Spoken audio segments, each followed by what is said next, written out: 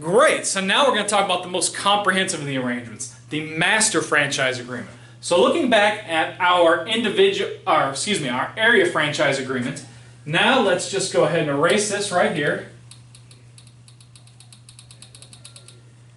And the master franchise agreement, the franchisor tells the franchisee, you may open as many locations within a designated geographic area, which could be any way you designate it.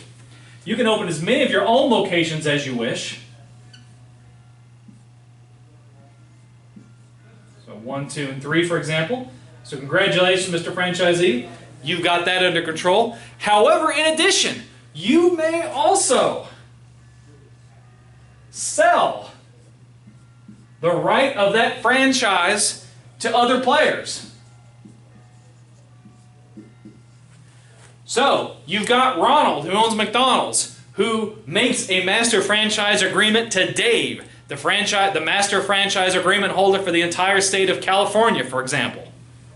Dave owns 3 McDonald's locations within the state of California that are his. However, he is also selling it to Stephen, Peter, Thomas, and Wendy. They all get to open their own locations under his area franchise agreement. And of course, he's getting a cut off of that too.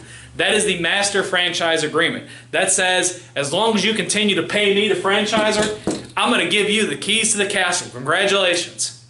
Better make some money though. Alright, great. Hope you enjoyed these videos. But if you like, give me a thumbs up, comment down below, subscribe, do all that good stuff. And I'm looking forward to seeing you in the next video.